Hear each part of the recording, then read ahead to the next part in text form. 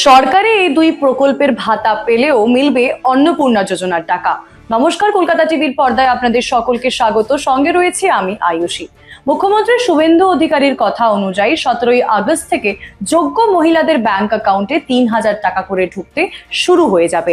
এখন চলছে বাড়ি ও গাড়ির ভেরিফিকেশন। তবে এইবার যদি আবেদন নিয়ে কোনো সমস্যা থাকে, সরাসরি নিজের বক্তব্য রাখারও একটি সুযোগ করে দিয়েছে রাজ্যের সরকার। গুরুত্বপূর্ণ পয়েন্ট, অন্নপূর্ণা যোজনার টাকার এই বাড়ি গাড়ি ভেরিফিকেশনের গুরুত্বপূর্ণ পয়েন্ট এবং কারা টাকা পাবেন এবং কারা পাবেন না তা জানিয়ে রাখবো। 17ই আগস্ট থেকে তৃতীয় কিস্তির টাকা উপভোক্তারা, যারা যোগ্য উপভোক্তা রয়েছে তাদের ব্যাংক অ্যাকাউন্টে পাঠানো শুরু হয়ে যাবে।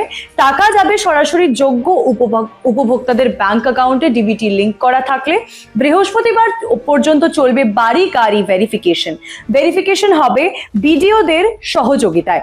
যোগ্য হয়েও টাকা না পেলে অভিযোগ পোর্টালের মাধ্যমে অভিযোগ আপনারা দায়ের করতে পারেন। অভিযোগের ক্ষেত্রে বিডিওদের মাধ্যমে হিয়ারিং এর ব্যবস্থা থাকবে। দিব্যাঙ্গ ভাতা পাওয়া উপভোক্তারাও অন্নপূর্ণা যোজনার সুবিধা পাবেন। পিএম কিষাণ সম্মান নিধির সুবিধাভোগীরাও অন্নপূর্ণার আওতায় আসতে পারেন। গ্রামীণ এলাকায় 3টি ঘর সহ বাড়ি থাকলেও নির্দিষ্ট শর্ত পূরণ করলে টাকা পাওয়ার সুযোগ থাকছে। পৌর ও গ্রামীণ এলাকায় জমির পরিমাণের শর্তেও ছাড় দেওয়া হয়েছে।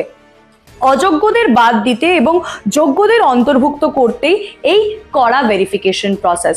অর্থাৎ 10ই জুলাই পর্যন্ত যদি আপনারা আবেদন করে থাকেন এবং সমস্ত শর্ত পূরণ করে থাকেন, যদি সরকারি দুটো ভাতা, দিব্যাঙ্গ ভাতা এবং পিএম কিষাণের ভাতা যদি আপনারা পান, অন্যান্য সব শর্ত যদি পূরণ করতে পারেন আপনারা, তাহলে 17ই আগস্টের মধ্যে টাকা আপনাদের ব্যাংক অ্যাকাউন্টে ঢুকে যাবে। তাছাড়াও 11ই জুলাই থেকে 31শে জুলাই পর্যন্ত যে মহিলারা আবেদন করেছেন, দ্বিতীয় ধাপে তাদের টাকা পাঠানো শুরু হয়ে যাবে।